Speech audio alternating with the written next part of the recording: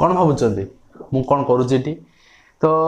आपण मैंने contextual teacher OSS prepare होउछंती बा अन्य कोनोसी एग्जाम प्रिपेयर होउछंती आपण मान जानछंती क्वेश्चन केम लेवल आछि फिजिक्स केमिस्ट्री मैथ आपण प्रॉब्लम सॉल्व करे केते कष्ट होउछि